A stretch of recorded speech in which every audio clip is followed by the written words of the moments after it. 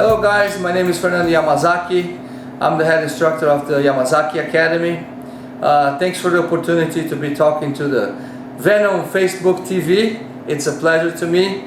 I really like the Venom product, you know, all the sports and good, and it's always good to see a brand like Venom, you know, growing up inside the martial arts community.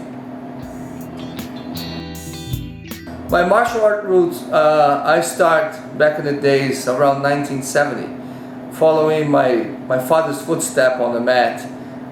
Basically, my family started in judo. I started in judo also. I got my black belt in judo in long time ago. I was 16 years old when I got my first black belt. Maybe 2 years later, I joined the wrestling, freestyle and Greco-Roman. So I got right on the national team, or right on the national level. And together with that, I met Marcelo Bering, which was Rickson Grace's #1 student.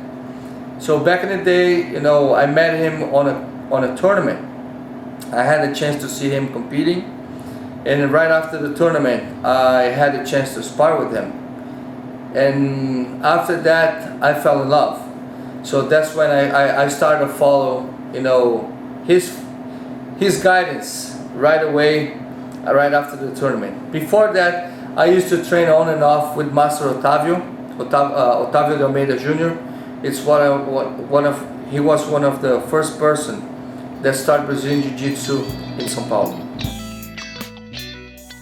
So my brother started Yamasaki Academy, I think it was around 1994, and he always insists to bring me here, you know, to be his partner, to teach with him. And I was very, you know, concerned about, you know, leaving my students behind in Brazil, you know, not continuing what I started back then in Brazil. But it came to a point that, you know, the opportunities here was getting better. At the moment I was, you know, getting my family, and I had to decide what is the best, not only for me, but for my family. Then I decided to move to US in 2003. So back then I start, you know, the partnership with my student Francisco Neto, which is my partner today here. So I joined this partnership together, me, my brother Mario, which is the famous UFC referee nowadays, and my student Francisco Neto. So then Mario, 2 years ago, left back to Brazil, and I started to handle the business, me and Neto, by ourselves. I think the difference here, you know, I think the easiest way, if everybody is eligible and everybody is able to teach arm bars, chokes, any kind of submission, guard pass, any technique. Nowadays you can get DVDs, you can get YouTube, you can learn technique through those tools. But we're more concerned about the service that we can provide to the students. You know, it's more towards the community, or the benefits that we can give to the community, making better human beings. So make more friends, make more people care about each other than a simple armbar, footlock, or choke. So Yamasaki Academy cares about the friends that we make here. It's not only customers. If it's a customer, it's like a product that you go on the shelf, you can pick up, you can buy a shirt, you can buy a t-shirt from this brand, and then tomorrow you can buy from another brand. Yamasaki Academy, it's different than that. So we are here for you, we are here for the customers, to make people improve on their life beyond the Jiu-Jitsu. You see, that's when people makes the biggest mistake. I ref UFC in 1998. I started ref Vale Tudo, not even MMA. So back in the days when everything was very wild, I was a referee. So I had to fight people, you know, outside of the ring. People would threaten me. So when things were very wild, I was a referee back then. And then we brought UFC to Brazil in 1998, and I ref the 2 preliminary bouts.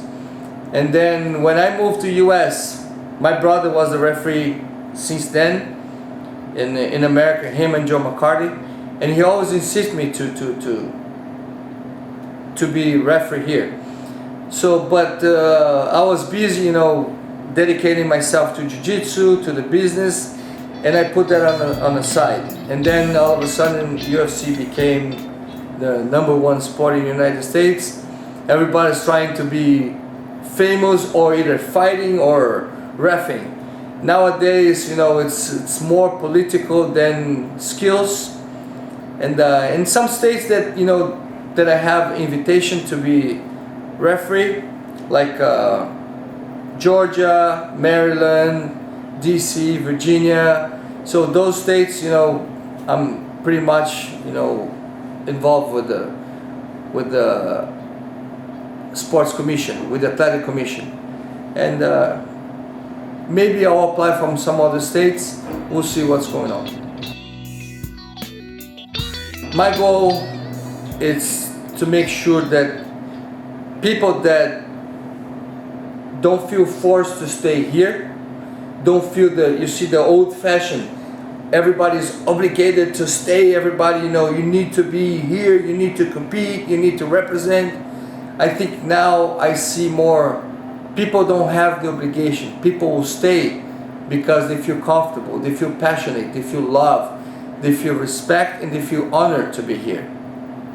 So that's the thing that I want for the Yamasaki Academy. So if you're not happy here, please, the door is open. You can leave. You can do your own thing. Feel free to walk away. People that stay, they will stay because they're happy, they're honored to be here. That's how I want to see the future of the Yamasaki Academy.